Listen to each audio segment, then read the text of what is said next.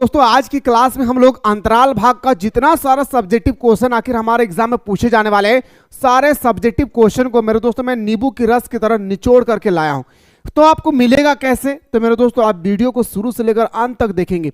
सिर्फ एयरफोन लगा करके मेरे दोस्तों अच्छी तरह से आपको देखना है। एयरफोन नहीं है, डोंट वरी मेरे भाई, वीडियो को सिर्फ आप अच्छी तरह से यूट्यूब पे देख लीजिए। ये बंदा गारंटी देता है कि इससे बाहर आपका अंतराल भाग में क्वेश्चन नहीं बनेगी। इससे पहले मैंने अंतराल भाग का पूरा कंप्लीटली ऑब्जेक्टिव बताया था और आज मैं आपके सामने लेकर आया हूं क्या मेरे दोस्त, सब्जेक्टिव क्वेश्चन। तो चलिए सर हम लोग स्टार्ट करते हैं। एक एक क्वेश्चन को शानदार तरीके से बताऊंगा मेरे दोस्त। पहला क्वेश्चन है, ध्यान से सुनिएगा, सिर्फ और सिर्फ सुनना है, याद हो जाएगी। याद कराने की गारंटी है बंदा लेता है भाई, ठीक है। क्वेश्चन है सर, चूल्हा ठंडा क्या होता तो दुश्मनों का कलेजा कैसे ठंडा होता? नायक राम किस कथन में निहित भाव को स्पष्ट करे? नायक राम ने कहा था। तो आइए सर बात करते हैं। सबसे पहला बात आती है सर मुद्दे की, यह कथन नायक राम ने कहा था, इस कथन में निहित भाव इस प्रकार है। किस प्रकार है सर? यह कथन किसने कहा था कि चूल्हा ठंडा क्या होता तो दुश्मनों का कलेजा कैसे ठंडा होता? यह कथन कहा था हमारा नायक राम ने। यह कथन निहित भाव इस प्रकार है कि सूरदास के जल रहे घर से उसके शत्रुओं को प्रसन्नता हो रही थी।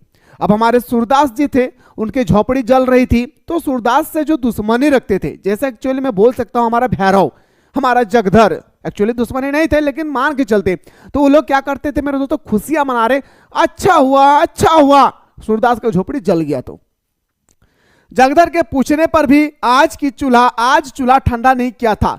जगधर के पूछने पर कि आज चूल्हा ठंडा नहीं किया था, इसके उत्तर में नायक राम ने यह उत्तर दिया था कि चूल्हा ठंडा क्या होता तो दुश्मनों का कलेजा कैसे ठंडा होता।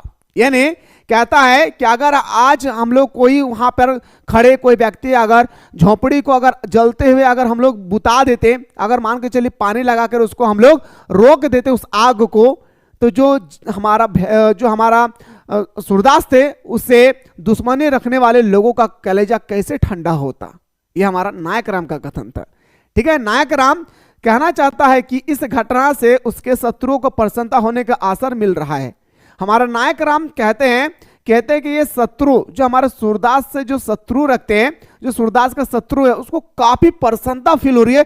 अच्छा हुआ झोपड़ी जल गई तो, ठीक है। लोगों ने यह सोचा कि सूरदास के चूल्हे में जो अंगरे बचे हैं, सूरदास के चूल्हे में जो अंगरे बचे, जैसे हम लोग का पूरी तरह से राख हो गई हमारी झोपड़ी, तो कुछ अंगरा बचा होगा सॉरी भाई, उनकी हवा से शायद यह आग आली थी, परंतु सच यह नहीं था। भैरव ने सूरदास के झोपड़े में जानबूझकर आग लगाई थी। जो हमारा भैरव था उन्होंने सूरदास के झोपड़े में जानबूझकर आग लगाई थी।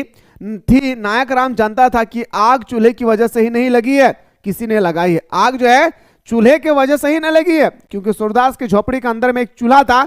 हमारा नायक राम कहता है कि चूल्हे के जलने से आग हमारे झोपड़ी में नहीं लगी है, बल्कि यह आग किसी और ने लगाया है। सिंपल सा एकदम याद रखना है, ज्यादा हौच पौच नहीं करना है, ठीक ना। आइए सर क्वेश्चन नंबर नेक्स्ट पे बात करते हैं। सर भैरव ने सूरदास की झोपड़ी क्यों जलाई? अब भैरव आए भाई, भैरव चचा आया और सूरदास की झोपड़ी में जाकर आग जला दिया। इसके पीछे कोई कारण होगा मेरे दोस्त।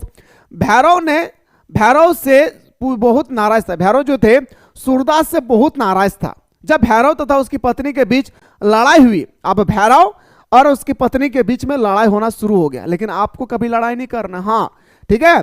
जब भैरव उसकी पत्नी के बीच में लड़ाई हुई तो नाराज सुभागी सूरदास के घर रहने चली गई।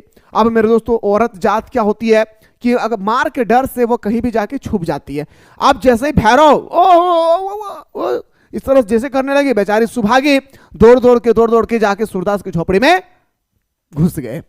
बातचीत अच्छी नहीं हुई। भैरव को यह बात अच्छी नहीं लगी, क्या मेरे भाई, कि घर रहने सूरदास के घर रहने चली गई। भैरव ने यह बात भैरव को अच्छा नहीं लगा कि अरे मेरा वाइफ, मेरा दिलरुबा, मेरे जानेमार और अंधार भिखारी के घर चले गए, मुझे यह बात बिल्कुल पसंद नहीं है। सूरदास हताश सुभागी को बेसहारा नहीं करना चाह रहा था। अब हमारा सूरदास अंधा भिखारी बेचारा, वो हमारा सुभागी को हताश या निराश या बेसहारा नहीं करना चाह रहा था। उनको किसी तरह से उनको शरण दे दिया रहने के लिए। अतः वह उसे मना नहीं कर पाया और उस अपने वो घर में रहने दे दिया। हमारे सूरदास मना नहीं कर पाए कि आप यहां से चले जाएं, लेकिन मेरे दोस्तों उन्होंने कहा कि चलो भाई आप रह लीजिए। उसने मना नहीं किया और उसे घर में रहने के लिए दे दिया, आप रह जाइए इसी घर में। ठीक है, भैरव के लिए यह बात असहनीय थी।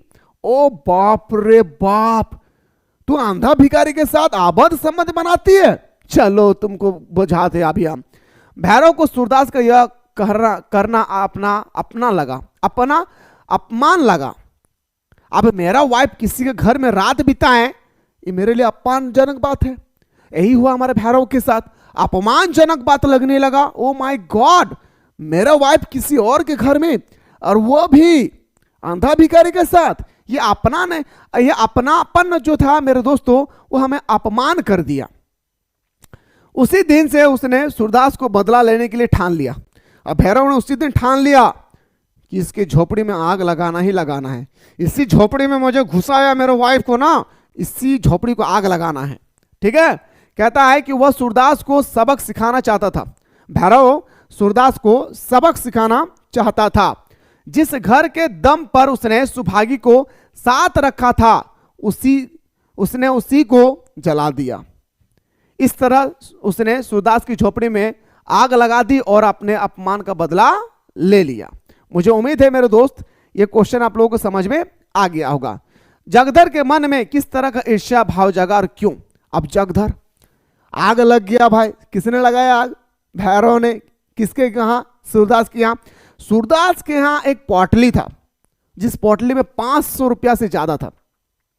मैंने एक वीडियो में कह दिया 50 रुपया, उसी को कमेंट करते रहे भाई 500 रुपया था। 2016 से पढ़ा रहा, क्लिक करते हुए मिस्टेक हो गया, उसके लिए मैं सॉरी चाहता हूं, लेकिन 500 रुपया था। 500 रुपया का पोटली अब हमारा सूरदास जो थे मेरे दोस्तों, सूरदास का पोटली भैरव ने चुरा लाया। अब जगधर को पता चल गया। जगधर बेटा लालची इंसान, ओहो, आप पता चला। जगधर आप कहने लगा मेरे दोस्त कि आप भैरव के अंदर में जितने सारी कठिनाइयां हैं, सारी कठिनाई तो दूर हो जाएगी, और भैरव के पास बहुत सारा पैसा हो गया, ये अपने जीवन को आराम से गुजार सकते हैं। इसके प्रति जगधर का मन में ईर्ष्या लगने लगा, उसकी छाती में सांप लौटने लगा। ओ माय गॉड, कुछ नहीं करता है, बेवकूफ है, बिल्कुल एकदम निठल्ला की तरह, पेटूराम की तरह बैठा रहता है, इतना पैसा, ओ माय गॉड, चलो भाई से लिया जाए, इसको लालची आ गया। जब जगधर जब भैरव के यहाँ पता करने पहुंचा कि सूरदास के घर आग किसने लगाई, जब हमारा जगधर जाते हैं भैरव के घर, अरे भैरव पता है ये सूरदास की जो झोपड़ी जलाया है वो किसने जलाया है, ये पता करने के लिए जब गया लगाई तो उसी पता लगा कि भैरव नहीं सूरदास की घर आग लगाई थी। अब उसे पता चल गया, किसी गांव वाले ने बता दिया हमारे जगधर को कि भैरव नहीं सूरदास की झोपड़ी में आग लगाया है। इसके साथ ही उसने सूरदास की पूरी जीवन की जमा पूंजी भी हथिया ली है। अरे बेटा रे बाप, आग तो लगाया ही लगाया है, ऊपर से 500 रुपया का पोटली जो था अंधा भिखारी के पास वो भी चुरा लाया। ओहो, कितना बड़ा आदमी बन जाएगा ये। यह राशि 500 रुपये से अधिक थी। जगधर को भैरव के पास इतना रुपया देखकर अच्छा नहीं लगा। अब इसके पास इतना पैसा, हमारे पास कुछ नहीं है। अब मेरे दोस्तों उसके मन में ये आने लगा, उसके पास इतना पैसा, मेरे पास कुछ नहीं है। वह जानता था कि यह इतना रुपया है जिससे भैरव की जिंदगी की सारी कठिनाई दूर हो सकती थी। जगधर को यह पता चल गया कि उस पोटली में इतना पैसा है कि भैरव के जितनी सारी कठिनाइयां हैं अपने जीवन में, सारी कठिनाई को वो दूर कर सकती है पल भर में। ठीक है, भैरव की चांदी होते देख उससे रहा नहीं गया। हमारे भैरव को ऊंचा उठता हुआ देखते हुए जगधर से रहा नहीं गया। वह मन ही मन भैरव से ईर्ष्या करने लगा, और वह मन ही मन भैरव से ईर्ष्या करने लगा। लालच उसके मन में सांप की भांति फनप फैलाए खड़ा हो गया। अब मेरे दोस्तों जगधर के मन में ऐसा खड़ा हो गया। भैरव के इतने रुपए लेकर आराम से जिंदगी जीने का ख्याल से ही वो तड़प उठा। भैरव की खुशी उसके लिए दुखी का कारण बन गया। बस यही क्वेश्चन है मेरे दोस्त, जो आप अच्छी तरह से 3 क्वेश्चन था जो आप तबड़तोड़ तरीके से मेरे दोस्तों कर सकते हैं। अब आइए सर बात करते हैं अगला कोया किसे कहते हैं? हाँ बाबू, कोया किसे कहते हैं? रट्टा मत लगाए, मैं बता देता हूं। कोया एक जल में उत्पन्न होने वाले पुष्प है। कोया जल में उत्पन्न होने वाले एक प्रकार का पुष्प है। इसे कुमुद या कोकाबेली के नाम से भी जानते हैं। इसे हम लोग, कोया को हम लोग कुमुद या कोकाबेली के नाम से भी हम लोग जानते हैं। इसी की विशेषता इस प्रकार है, इसकी विशेषता निम्नलिखित है। अब याद रखना है नहीं है, आप देखिए कैसे याद करना है। ये जो हमारा कोया फूल है, यह कोया पुष्प है, यह पानी कहीं भी तुरंत पनप जाती है। कोया का जो फूल है, कोया पानी से भरे गड्ढे में आसानी से पनप जाती है। बरसात के मौसम में अधिक हमें देखने को मिलता है। कोया फूल की पहली विशेषता, कोया पानी के थोड़ा से गड्ढा अगर है तो पानी अगर उसमें है तो वह आसानी से पनप उठती है। ठीक है, कोया पानी से भरे गड्ढे में भी सरलता से पनप जाती है। यह भारत में अधिकतर भागों में पाया जाता है। हमारा जो कोया का पुष्प है, यह भारत के अधिकतर भागों में पाया जाता है। इसकी खुशबू मन को प्रिय लगने लगती है। अगर कोई लड़की हमें धोखा दे दिया है, उस पुष्प को सूंघेंगे मेरे दोस्त, ओहो, जाओ जाओ जाओ जाओ, इतना प्रिय लगने लगता है हमारा कोया का पुष्प। खो उठते हैं भाई इस फूल में। शरद ऋतु की चांदनी, जब हमारे ठंडी के मौसम आती है तो हमारा चांद इस तरह से बना हुआ होता है। और अगर आपके गांव में तालाब है तो आप देखेंगे मेरे दोस्तों, तालाब में उसकी परछाई बनती है। तो ये परछाई जो हमारे तालाब में बन रही है हमारे चंदा मामा का, ये हमारा कोया के पत्तों की तरह दिखाई देता है। ठीक है, शरद ऋतु की चांदनी में तालाबों में चांदनी की जो छाया बनती है वह कोया की पत्तियों के समान लगती है, दोनों एक समान लगती है। बस इस तरह से मेरे दोस्तों कोया किसे कहते हैं? कोया जल में उत्पन्न होने वाले एक प्रकार का पुष्प है। इसकी बहुत सारी विशेषता है, भारत के बहुत अधिकतर भागों में पाई जाती है। कोया आसानी से पानी में पनप उठती है। कोया इसकी खुशबू प्रिय लगने लगती है। कोया शरद ऋतु में तालाबों में चांदनी, चांद जैसा छाया बनती है, उसी तरह से उसकी पत्तियां नजर आती है। बहुत सारा चीज आप लिख सकते हैं। ठीक ना, अगला देखिए, अगला क्वेश्चन देखिए मेरे दोस्त, कहता है कि बच्चों का मां दूध पीना सिर्फ दूध पीना नहीं, बच्चे के सारे संबंधों का जीवन चरित्र। भाई कैसे? देखिए मेरे दोस्तों, बच्चा और मां का संबंध बहुत गहरा होता है। हाँ भाई, बच्चा रोता है तो माँ भी रोती है, बच्चा हंसता है तो माँ भी हंसती है ना, इतना संबंध होता है। और उसी माँ बाप को हम लोग ठुकरा करके लाल पीला हरा के चक्कर में हम अपने लाइफ को बर्बाद कर लेते हैं। हाँ ना भाई, समझ में आती है, हर एक इंसान को समझ में आती है जब आपको उम्र 25 साल हो जाएगी तो। ठीक है, बच्चे का अपनी माँ से बहुत गहरा संबंध होता है। बच्चों का अपनी माँ से बहुत गहरा संबंध होता है। यह संबंध माँ की कोख में आने के साथ ही जुड़ जाते हैं। जैसे माँ के कोख में बच्चा भी बाहर आया भी नहीं है और माँ के कोख में जैसे आ जाते हैं ना, बच्चा का प्यार होने लगता है। भाई माँ अपने बच्चों को प्यार करने लगती है जब वो जन्म लेता है। अब कोई भी बच्चा जब जन्म लेते हैं तो उस माँ के दूध पर ही 6 महीने तक निर्भर रहता है। अब कोई बच्चा जन्म लिए तो माँ के दूध से ही वह 6 महीना तक निर्भर रहे।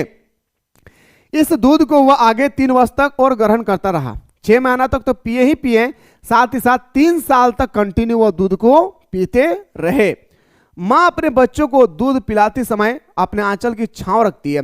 और माँ जैसे दूध पिलाती है मेरे दोस्तों, तो आंचल में पूरी तरह से ढक कर रखती है। इससे माँ बच्चे के संबंध में सजीव हो उठती है। इससे माँ और बच्चों के संबंध में गहरा प्यार हो उठती है। ठीक है, आगे कहता है इस तरह दोनों एक दूसरे के साथ जीवन के कई वर्ष बिताते हैं। और इस तरह से माँ और बेटा जीवन के कई वर्ष एक साथ बिताते हैं। बच्चा माँ के साथ ही रोता है, माँ के साथ ही हंसता है, माँ के साथ ही खेलता है, माँ के साथ ही पीता है, माँ के साथ ही खाता है। और इसी तरह से बड़े हो जाते हैं। माँ रोती है तो बच्चा रोता है, माँ खाती है तो बेटा खाता है, बच्चे खाते हैं। माँ अगर पी रही है तो बेटा भी पीते हैं। इसी तरह से उनके जीवन बड़ा हो जाते हैं। माँ इन क्रियाओं से सुखी होती है, वो बच्चे पर अपनी ममता लुटाती है। और माँ तो माँ होती है भाई, माँ से ममता बड़ी नहीं होती भाई, ममता से बढ़कर दुनिया में कोई है नहीं। तो माँ ममता लुभाती है, लुटाती है अपने बच्चों के लिए। वह बच्चे को अपनी ममता की छांव के तले रखती है। बच्चे माँ के आंचल में दूध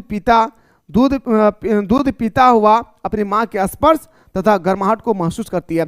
और बच्चा सिर्फ दूध ही नहीं पीता है, दूध पीने के साथ साथ माँ के अंदर में जो गर्माहट है उसे भी महसूस करते हैं। ठीक है, वह बच्चे के लिए उसका पोषण करने वाले मित्र तथा एक स्त्री होती है। वो बच्चा माँ के एक दोस्त भी बन गए, साथ ही साथ एक स्त्री भी हो गई। माँ का दूध पीकर बच्चा मानव जीवन की सार्थकता को पूर्ण कर देता है। इस तरह से मेरे दोस्तों लिखना है जैसे मैंने आपको समझाया। विश्वनाथ पर क्या अत्याचार हो गया? अब क्वेश्चन आती है सर जो हमारा विश्वनाथ है, विश्वनाथ पर क्या अत्याचार हो गया? मेरे दोस्तों मैं बोल रहा हूं सुनिएगा। विश्वनाथ पर अत्याचार होने का कारण यह था कि जब विश्वनाथ हमारा छोटे थे तो उसका छोटा भाई का जन्म होती है और जन्म हो जाने के बाद विश्वनाथ को अपने माँ का दूध से अलग रखा गया। यहां तक ही नहीं बल्कि अपने माँ से दूर रखा गया और उसकी लालन पालन एक दाई ने किया है। और दाई मेरे दोस्त उसका लालन पालन करते हैं तो बच्चा हमारा, विश्वनाथ कहते हैं कि माँ ने हमारे लिए क्या क्या है, अत्याचार कर दिया है। विश्वनाथ अभी छोटे थे, माँ के दूध सेवन ही कर रहे थे। बस विश्वनाथ अभी छोटे थे और छोटे में ही जैसे वो दूध पी रहे थे, सेवन कर रहे थे, उनके छोटे भाई का जन्म हो गया। अब उनका जो छोटा भाई था उनका पूरी तरह से जन्म हो गए। छोटे भाई के जन्म के कारण उन्हें माँ दूध पिलाना बंद कर दिया। अब जैसे ही छोटे भाई का जन्म हुआ विश्वनाथ का, उसके जैसे छोटे भाई का जन्म हुआ विश्वनाथ का, उसका माँ ने उसे दूध पिलाना बंद कर दिया क्योंकि छोटे भाई को पिलाना होगा। अब माँ का दूध छोटा भाई पीता था, अब माँ का जो दूध है वो छोटा भाई पीता है। विश्वनाथ इसे स्वयं पर अत्याचार कहते हैं। मम्मी ये मेरे साथ आप अत्याचार किए हैं, मम्मी ये आप अन्याय किए हमारे साथ, ऐसा नहीं करना चाहिए था आपको। माँ का दूध कर जाना उसके लिए अत्याचार के समान ही है। छोटे भाई माँ का दूध पीता और विश्वनाथ को गाय का दूध पर निर्भर रहना पड़ता है, यही वो अपने आप को अत्याचार मानते हैं। चलिए सर अगला क्वेश्चन पे आते सर, गर्मी और लू से बचने के उपाय बताइए भाई। देखिए मेरे दोस्तों, गर्मी और लू से बचने के उपाय को विवरण दीजिए। क्या आप भी उन उपायों से परिचित है? बोलेंगे सर हाँ परिचित है भाई, है ना। गर्मी और लू से बचने के लिए निम्नलिखित उपाय है। पहले उपाय देखिए मेरे दोस्त, मम्मी क्या करती थी, हमारा धोती में खोस देती थी प्याज, है ना भाई। धोती तथा कमीज में गांठ लगाकर प्याज बांध दिया जाता था। गर्मी के मौसम पे क्या करती थी मम्मी, धोती और जो हमारा कमीज होते थे ना उसमें गांठ बांध देते थे प्याज, ताकि कहीं आपका लू ना लग जाए।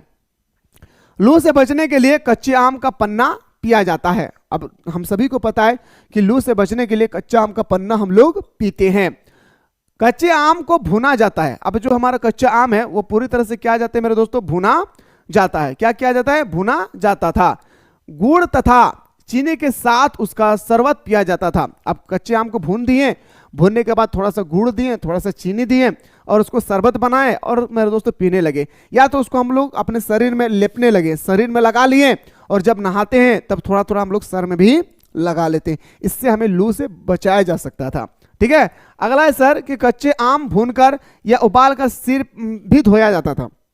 मान के चलिए अगर आपको लू लग गया और लू लग जाने के बाद आप अगर आपके घर में आम है तो उस आम को आपको पकाना है, उबाल लेना है और उसको मेरे दोस्तों अपने सर पे लगा लेना है। लगाने के बाद कुछ मिनट बाद आप क्या करेंगे, उसको धो देना है, आपका अंदर में जो लू है वो चल जाएगी। ठीक है, वही करेंगे। कच्चे आम को भूनकर या उबालकर सिर भी धोया जाता था। हम केवल प्याज के प्रयोग तथा आम पन्ना भी पीने वाले उपाय से परिचित हैं। अन्य विवरण हमारे द्वारा सुना नहीं गया है। बस इतना सुंदर सा लिखना है मेरे दोस्त, आपको मिल जाएंगे 3 मार्क्स। इतना सुंदर तरीके से बताया, मुझे उम्मीद है कि ये वीडियो के माध्यम से आप लोगों को हेल्प होगा। और मेरे दोस्तों आप लोग इस वीडियो को लाइक करके जाएंगे, है ना भाई। इतना मेहनत कर रहा हूं तो लाइक करना आप लोगों का फर्ज है भाई, लाइक कर दीजिएगा एक बार। ठीक है, अगला क्वेश्चन पे आते हैं सर। क्वेश्चन नंबर नेक्स्ट है, कहता है मेरे दोस्त कि लेखक विश्वनाथ ने किन आधार पर अपनी मम्मी की तुलना बतख से किया है। क्वेश्चन है, लेखक विश्वनाथ ने किन आधारों पर अपनी मम्मी की तुलना बतख से किया है। देखिए मेरे भाई, मम्मी और बतख का जो लगाव है वो दोनों एक जैसा है। जिस तरह से मम्मी मेरे दोस्त अपने बच्चों के कोख में आने के बाद प्यार करने लगते हैं, इसी तरह से जब हमारे कोई बतख होती है वो अंडे देती है तो पानी में नहीं जाते और अंडे को इस तरह से सेक कर रखती है। क्या मेरे भाई, इस तरह से सेकती है ताकि कोई कौवा आकर इस अंडे को ना ले जाए। जब चूजा बाहर आते हैं मेरे दोस्त तो उसी समय एक मम्मी जिस तरह से अपने बच्चों का लालन पालन करती है, ठीक इसी तरह से हमारा बतख भी अपने बच्चों की देखरेख करते हैं। वही कह रहा था मेरे भाई कि लेखक विश्वनाथ ने किन आधार पर अपनी तुलना मां के साथ किया है। आइए सर बात करते हैं। देखिए, बतख अंडे देने के बाद अब पानी में नहीं जाती है। बतख अगर अंडे दे देगी ना पूरी तरह से, जब उसका लास्ट अंडा होता है उसके बाद वो पानी में नहीं जाती है। जब तक उसके अंडों से बच्चे नहीं निकल जाता है, जब तक उसके अंडों से चूजा नहीं निकल जाते हैं, तब तक उन्हें सेती रहती है, तब तक वो अंडे को इस तरह से सेती रहती है। वे अंडों को अपने पंखों के मध्य रखती है, वो अपने अंडों को इस तरह से अपने पंखों के मध्य रखती है और इस तरह वह बच्चों को बचाकर रखती है और इसी तरह से वह अपने बच्चों को भी देखरेख करती है। वह अपने अंडों तथा बच्चों की सुरक्षा के लिए बहुत सतर्कता के साथ साथ कोमलता से काम लेती है और इस तरह से मेरे दोस्तों जैसे कोई कौवा आए उसके चूजा को उठाकर ले जाएं, इसकी देखरेख में उसकी आंखें मेरे दोस्तों 4 हो जाती है। ठीक है, एक तरफ जहां वह सतर्क होती है वही दूसरी ओर वह प्रयास करती है कि उसे अंडे तथा उनसे निकलने वाले बच्चे को कोई नुकसान ना हो। एक तरफ वह मेरे दोस्तों सतर्क रहती है और दूसरी तरफ उनका यह ख्याल आता है कि चूजे से निकलने वाले अंडे से निकलने वाले चूजे को कोई नुकसान ना हो जाए। ऐसे ही विश्वनाथ की माँ भी करती है, जो हमारा विश्वनाथ है वो ऐसा ही करती है। वह अपने बच्चों की बहुत अच्छी से देखभाल करती है, वह अपने बच्चों की बहुत अच्छी तरह से क्या करती है, देखभाल करती है।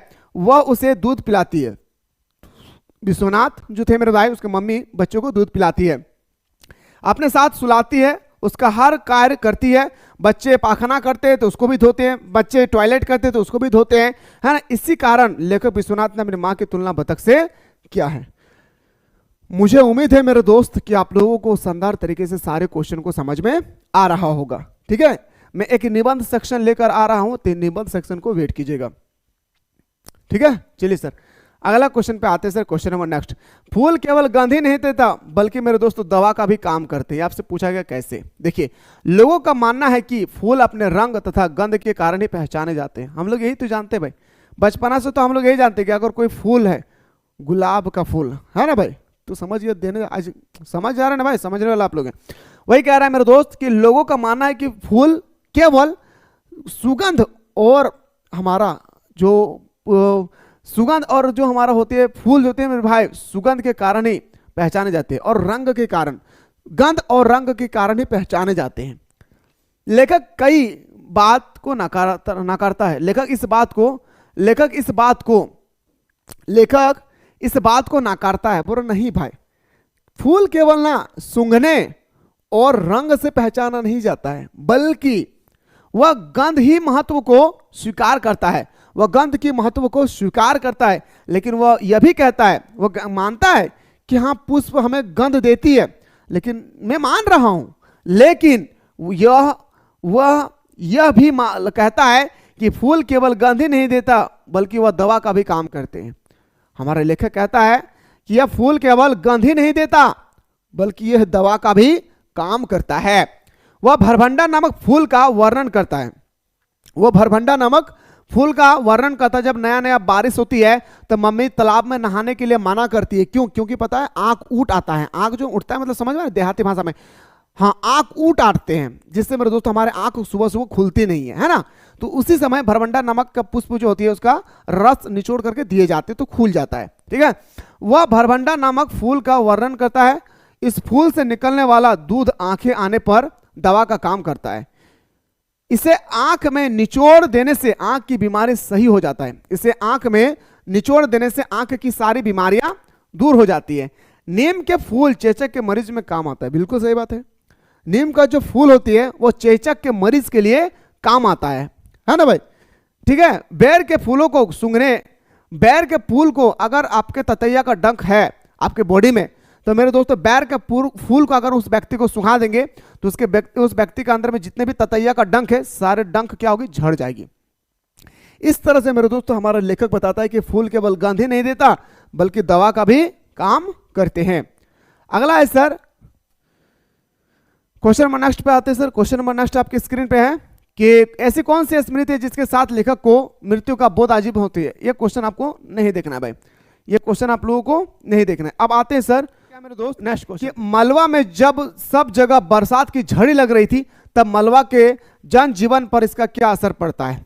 जैसे लिखना है पॉइंट नंबर 1। पॉइंट नंबर 2, फसलों को फायदा हुआ। मलवा में जब बरसात की झड़ी लग रही थी, मलवा में जब बरसात की पूरी तरह से झड़ी लग रही थी तब वहां के जनजीवन पर इसका गहरा असर पड़ता है।